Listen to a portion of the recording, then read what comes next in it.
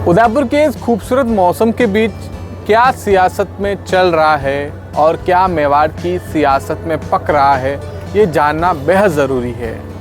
और यकीन मानिए, राज्यपाल और महामहिम कहें गुलाब चंद कटारिया के जन्मदिन के बाद कई तरह के मैसेज निकाले जा रहे हैं, दिए गए हैं कि उदयपुर से अगला विधायक कौन होगा।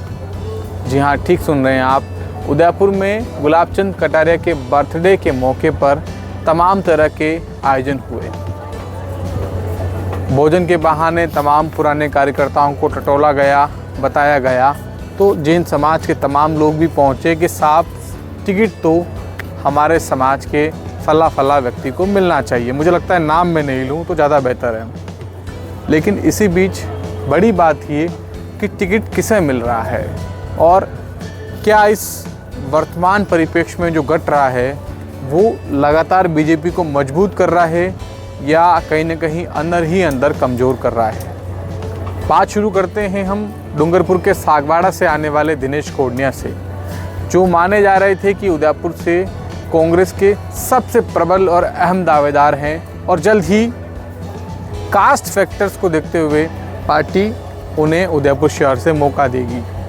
लेकिन इसी बीच चर्चा थी कि जब बीजेपी यहाँ पर यदि किसी ब्राह्मण प्रत्याशी को लेकर आएगी तो तमाम जैन समाज की सियासत के ज़रिए वोटों का ध्रुवीकरण होना तय है।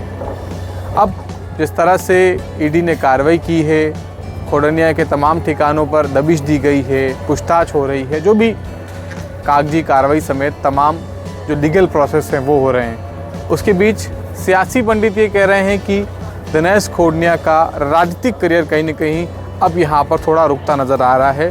शायद वे अब उदयपुर शहर से चुनाव नहीं लड़ेंगे, ना अपनी दावेदारी को प्रबल तरीके से आगे तक पहुँचा पाएंगे और शायद पार्टी भी यहाँ पर रिस्क नहीं लेगी।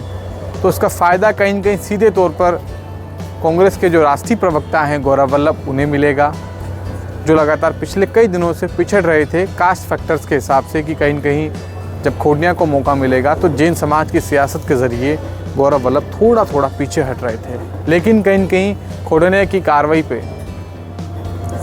की कार्रवाई से तमाम लोग मजबूत हुए, कांग्रेस में भी, जो कहीं न कहीं गौरव वल्लभ के समर्थक है।